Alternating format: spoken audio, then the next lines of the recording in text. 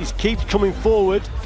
Down again, I think the right hand, and he landed a punch when he was on the floor there. And here it comes now. Jake Paul just suffered the most humiliating knockout of his career, and it didn't even happen in a ring. The long-hyped showdown with Anthony Joshua collapsed the moment Joshua demanded real professional rules instead of the influencer-friendly exhibitions Jake relies on. And the second those terms hit the table, Jake's big opportunity transformed into a brutal revelation of fear, exposure, and reality landing harder than any punch he's ever taken. If this is a real, legitimate fight, Jake Paul is absolutely crazy. If not crazy, he's super brave. And it'll be interesting to see. The news slapped the boxing world across the face. 1 minute Jake was hyping the biggest moment of his career, the next he was flat on the floor of public opinion without Joshua even stepping forward. The backlash was instant and merciless. And the humiliation came in waves because this wasn't a normal cancellation. It was Jake Paul running headfirst into the biggest chance of his life, then sprinting away before the bell could ring. Jake Paul, Anthony Joshua. Now boxing. Anthony Joshua is going to take on the YouTuber turned boxer Jake Paul in a professional bout in Miami. Jake Paul deluded enough to think it was a good option to get in the ring with Anthony Joshua. And people saw straight through it. The narrative flipped overnight. Fans who once backed Jake suddenly dismantled him. The sting hit deeper than any right hand because everyone understood this wasn't about paperwork. It was about fear. Not fear of getting clipped. Jake's been hit before, but fear of what happens when the spotlight stops protecting him and a real fighter steps in front of him. And we just want to see it because there's a lot of hate out here on influencer boxing. A lot of people have got different opinions on boxing these days. But I want to ask you. The wildest part is none of this chaos was supposed to unfold. Jake was originally gearing up for a flashy November 15th exhibition with Gervonta Tank Davis in Miami. Big names, big numbers, controlled danger. Classic Jake Paul packaging. But it all collapsed when Davis was hit with fresh domestic violence accusations and a civil lawsuit. Publicly and legally, the fight was dead. And in Jake's scramble to keep momentum alive, he made the mistake that derailed everything. He tried to level up his opponent and ended up leveling far too high. Can happen in a variety of ways, various ways, but Joshua is big, heavy puncher, but not as evasive. So I think if Jake has the right game plan, he has a pretty good shot of winning this fight. Because out of nowhere stepped Anthony Joshua, not an influencer, not a content-friendly brawler, not a semi-retired MMA name. A man who doesn't do exhibitions. A man whose record alone makes casual fans stop scrolling. Joshua has knocked out 25 of the 28 men he's beaten. An 89% KO rate written like a warning carved in stone. He's a two-time unified heavyweight champion and a 2012 Olympic gold medalist. The kind of pedigree that turns a simple negotiation into an earthquake. All of that power is great, and he's knocked people out. I just have to avoid that one shot for 8 rounds, and I believe that I can do that. When Joshua's name landed on the negotiation table, every insider reacted the same way. Jake had stumbled into the lion's den. This wasn't about performing. This was about stepping in with a living monument of heavyweight boxing. Joshua has gone through wars with Vladimir Klitschko, bulldozed Otto Wallin, and iced Robert Helenius with a punch designed for highlight reels. His power, patience, and experience are psychological weapons in themselves. And Joshua made the terms clear. If Jake wanted the fight, he had to walk into a ring where every second could end his career. You've got to be in it to win it, and AJ was in the right place to maximize the opportunity around him, and he has defined a sensational legacy. What are the rules? The bout will take place at a heavyweight, obviously. It's going to be 8 3-minute rounds. You might think, well, that's better for Jake Paul, and I'm thinking, not really. It's better for Anthony Joshua because he's just going to go all out for them. And Joshua didn't even need to touch him to dominate. His reputation alone pushed Jake far outside his comfort zone. The influencer fantasy fell apart the moment Joshua said yes. Jake wasn't just facing a man, he was facing the full weight of real heavyweight boxing. Both fighters would use 10-ounce gloves. Both fighters will be using 10-ounce gloves for the duration of the contest.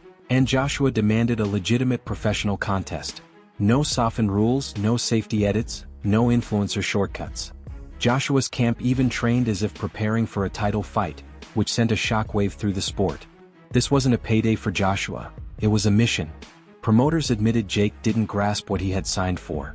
Cruiserweight exhibitions against retirees are one thing. Anthony Joshua is another universe entirely. That's when the hesitation crept in. Leaks revealed Jake pushing for softened terms, exhibition pacing, tweaks, adjustments, anything to dilute the danger.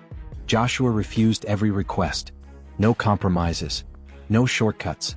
For the first time, Jake faced an opponent he couldn't reshape into a content-friendly storyline. Jake's a good novice. Jake's a good novice. Oh, yeah. And if he wanted to have a legitimate career in boxing, then he would climb the domestic rankings in America, and he might even make top 50. And that's when the internet turned vicious. People could feel the panic. The swagger vanished. The trash talk vanished. The confidence evaporated. Suddenly, the same online crowd that elevated Jake was dragging him for fleeing a fight he loudly invited. The moment cancellation headlines hit, nobody needed paperwork explanations. They already understood. Jake Paul, the self-styled boxing disruptor, had been knocked out, not by Joshua's fists, but by the harsh reality of real heavyweight combat. The contest is a professional bout and will go on the boys' records. But that being said, this is heavyweight boxing. Anything can happen. The meltdown began the moment Jake realized Joshua wasn't joining the circus to play along. Behind closed doors, his confidence didn't crack. It collapsed. On camera, he still tried the smirk and sunglasses routine, but behind the scenes, insiders said he froze when he read Joshua's contract demands. That hit harder than any punch he'd ever taken because for the first time, the influencer bubble offered no protection. I will be shutting you the fuck up and making you eat your own words. His team scrambled, begging for conditions that essentially meant, please don't let him get hurt. Bigger gloves, exhibition pace, anything to turn the matchup into a controlled collaboration instead of a real fight. Joshua shut everything down with calm authority, the kind only a man who shared a ring with monsters can command. No headgear, no softened punches, no friendly energy. Joshua didn't need to raise his voice. His quiet refusal was more intimidating than any insult. A professional heavyweight fight against an elite world champion in his prime. When I beat Anthony Joshua, every doubt will disappear. He's talking to you, Charlamagne. Okay. Suddenly, Jake went silent. The man who posts constant stories suddenly had nothing to say. No trash talk, no hype, just a void of panic. Right on cue, Jake's camp began leaking legal complications. Because whenever Jake wants out, legal issues magically appear in headlines. They needed time and they needed a cover story. Because the truth was brutal. Jake didn't want to face the man whose punch shut down Francis Ngannou. Be the same for all of us, you know. Honestly, all of us. Many greats have walked it before. All of the undercard are going to walk it. I'm going to walk it. I'm going to feel just like any of them. But when I step into that ring, that's when I switch on and I'm ready. So. Meanwhile, Joshua moved like a professional on a mission. While Jake's camp scrambled like interns fixing broken slides, Joshua trained with title fight intensity.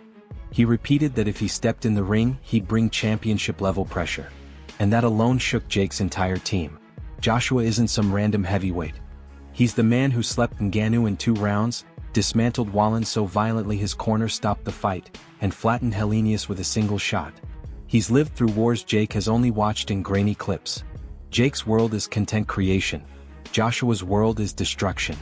This is a more dangerous fight than Gervonta Tank Davis, but it's a more winnable fight than Gervonta Tank Davis. And that's when Jake resorted to his usual playbook. When things stopped feeling safe, he tried to rewrite the rules. Softer gloves, shorter rounds, exhibition clauses, creative pacing, footage control, as if he were producing a streaming special instead of preparing for the biggest test of his career. Negotiation leaks were embarrassing. It felt like watching someone bring sponsorship lighting into a battlefield. Joshua's team rejected everything with one simple decision: real fight or no fight. Promoters quickly realized Jake wasn't negotiating to compete. He was negotiating to escape. Well, by the sounds of it, there's 50 million reasons why Anthony Joshua's taken this fight. In my head, I never ever thought this fight would happen. Why? Because of Anthony Joshua's desire to be invincible, to be a 3-time heavyweight champion of the world. To me, it shows me his desire. And beneath all the noise, the truth was unavoidable. Jake Paul was not ready for Anthony Joshua. Not physically, mentally, or emotionally. Joshua wasn't stepping in to boost influencer boxing. He was stepping in to erase Jake from it. And Jake understood that signing the contract meant signing away his pride. That's why he stalled. That's why he hid. The collapse wasn't accidental. It was survival. A professional heavyweight fight against an elite world champion in his prime. When I beat Anthony Joshua, every doubt will disappear. He's talking to you, Charlamagne. Okay. Jake fought a guy who was his age and who was also considered a boxer, and he lost. And the story doesn't begin with Joshua. Just days earlier, the Jake Paul versus Gervonta Tank Davis hype was everywhere. Social feeds were on fire. YouTube was flooding with predictions. Insiders were already betting on whether Jake could survive a single round. That's a scary one for fighters too, because things like there's something about fighters are adrenaline junkies. They like to be pumped up. And the public storyline was simple. Legal issues, accusations against Davis, civil lawsuits, paperwork chaos. That's why the fight vanished from the schedules. But anyone paying attention saw through the excuses. This wasn't about contracts. It was about fear. The moment Jake realized who he had actually agreed to face. This wasn't nerves. It was panic-level dread. Like, they're suing me for something I didn't do. Because Gervonta Davis isn't just a recognizable name. Tank is undefeated. 30 wins, 0 losses, 1 draw, 28 knockouts. A 93% KO rate. Champion across 3 weight divisions. He didn't just beat opponents, he demolished them. Pedraza, Santa Cruz, Isaac Cruz, Barrios, Gamboa, Walsh. A vicious resume stacked with violence and skill. Tank is a knockout machine, the kind of fighter who ends nights early and brutally. Jake had never faced anything remotely close to that. They're suing me for something I didn't do. Like, on God. It's just the most bullshit thing. And I literally had to pay them a lot of fucking money. This wasn't a challenge. It was a slow-moving nightmare. Jake, the master of social media theatrics, suddenly stood in front of real, elite firepower, the kind you can't script or soften. And the moment he understood the reality of Tank's power, legal paperwork became a convenient parachute. Because surviving that fight would have required a miracle. And I think if you were to pause there and ask most people, what do you think he's going to answer? What do you think a fighter would answer to this? We would probably expect things like, you know, I want to prove that I still got it. I want to prove that. This wasn't promoter drama. It was fear, the kind that turns loud confidence into quiet hesitation. The kind that makes an influencer suddenly careful, cautious, and desperate for an exit that doesn't look like panic. Jake fought a guy who was his age and was also considered a boxer, and he lost. Jake's team spun legal issues, but insiders already knew the truth. Jake wasn't prepared, and he had accidentally backed himself into a matchup with one of the most dangerous punchers alive. That's why the fight didn't get rescheduled or amended, it got erased. Everyone saw through the excuse instantly. He has made a significant impact on the sport of boxing. He has certainly brought new eyes to the sport. He's done so much in uplifting women's boxing. Tank's team is now fighting back, and they're stating that Netflix did not, in fact, cancel the bout. Tank Davis remained undefeated, untouched, and utterly lethal. Jake Paul, meanwhile, retreated behind spin strategies, fully aware that the fight he avoided would follow him forever. This wasn't a cancellation. It was a public knockout delivered by reality. So he's going to go into that event very calm and very composed. And I fully believe that he does 100% think he's going to beat Anthony Joshua, yes. The irony is brutal. Jake built a persona of fearlessness, dominance, and disruption. But the moment a real elite fighter stood across from him, the bravado dissolved. And the world noticed. Joshua remained untouchable in narrative and reputation. Jake did not. His influencer boxing empire may continue, but the second real stakes appear, he's exposed. In real boxing, credibility matters, and Jake just lost his. So the glory, there's probably not much glory in it, apart from the haters of Jake Paul to say, right, we've got rid of this kid. I think it's very brave of Jake Paul. So now the problem child has got us to believe this fight's actually happening. So now you've got our attention. So what happens now? After a collapse this dramatic, the fallout doesn't simply fade. Jake's options are shrinking fast. He can return to the environment he controls. Retired MMA fighters, celebrities, oversized gloves, and exhibition rematches where only his ego is at risk.